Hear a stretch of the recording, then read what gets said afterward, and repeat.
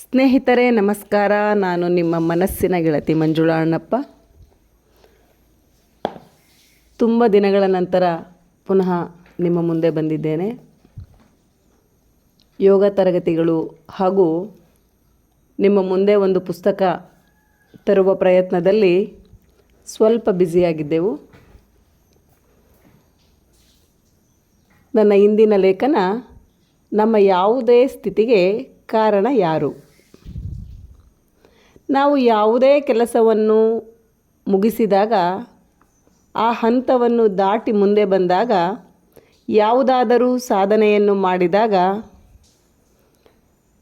ನಾವು ಹಿಂದಿನದನ್ನು ಮೆಲುಕು ಮಾಡಿಕೊಳ್ಳುತ್ತಾ ಆಗ ಎಷ್ಟು ಕಷ್ಟಪಟ್ಟಿದ್ದೆವು, ಹಗಲು ರಾತ್ರಿ ಎನ್ನದೆ ಸರಿಯಾಗಿ ಊಟ ನಿದ್ರೆ ಮಾಡದೆ, ಗೆಳೆಯರೊಡನೆ ಆಟ ಆಡದೆ, ನೆಂಟರಿಷ್ಟರ ಕಾರ್ಯಕ್ರಮಗಳಿಗೆ ಭಾಗವಹಿಸದೆ ನಿರಂತರ ಶ್ರಮದಿಂದ ಈ ಸಾಧನೆಯನ್ನು ಮಾಡಿದೆವು ಎಂದು ಮೆಲುಕು ಹಾಕುತ್ತೇವೆ.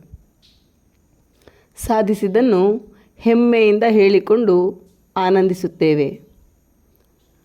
ಆ ಸಾಧನೆಯನ್ನು ನಾವೇ ನಮ್ಮ ಪರಿಶ್ರಮದಿಂದ ಮಾಡಿದೆವು ಎಂದ ಮೇಲೆ ನಮ್ಮ ಕೆಲವು ಸೋಲು, ಅವಮಾನ, ಮೋಸದ ಹೊಣೆ ಯಾರು ಹೊರಬೇಕು?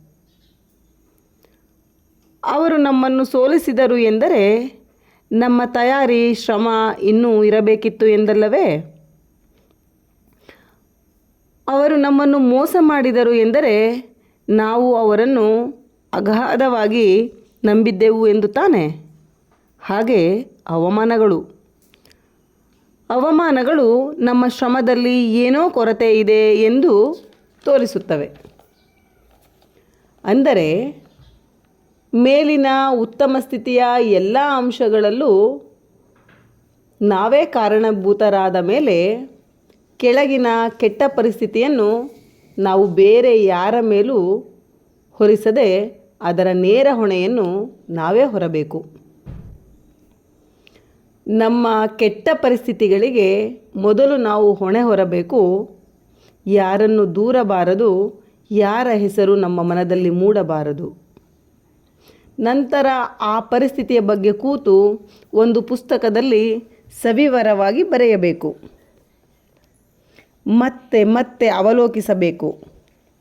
ಆಗಿರುವುದನ್ನು ಬಿಟ್ಟು ನಾವು ಏನು ಮಾಡಬೇಕು ಎಂದು ಅದೇ ಪುಸ್ತಕದಲ್ಲಿ ಬರೆದುಕೊಂಡು ಪ್ರತಿದಿನ ಸಣ್ಣ ಸಣ್ಣ ಸಣ್ಣ ಪ್ರಯತ್ನಗಳನ್ನು ಮಾಡುತ್ತಾ ಮುಂದೊಂದು ದಿನ ನಾವು ನಿಲ್ಲುವ ಎತ್ತರ ನಾವು ಇಂದು ಮಾಡುವ ಪ್ರತಿ ಕ್ಷಣದ ಕೆಲಸದ ಪ್ರತೀಕವಾಗಿರುತ್ತದೆ.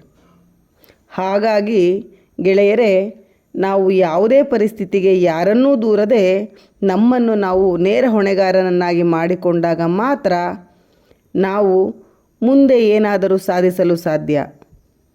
ನಾವು ಮುಂದೆ ಏನಾದರೂ ಸಾಧಿಸಬೇಕಾದರೆ ಅದು ಇಂದಿನ ಪ್ರತಿ ಕ್ಷಣದ ಕೆಲಸದ ಪ್ರತೀಕವಾಗಿರುತ್ತದೆ. ಹಾಗಾಗಿ ನಾಳಿನ ಪರಿಸ್ಥಿತಿಗೆ, ನಾಳಿನ ಸಾಧನೆಗೆ ನಾವು ಇಂದೇ ಅಡಿಪಾಯ ಹಾಕೋಣ. ಧನ್ಯವಾದಗಳು.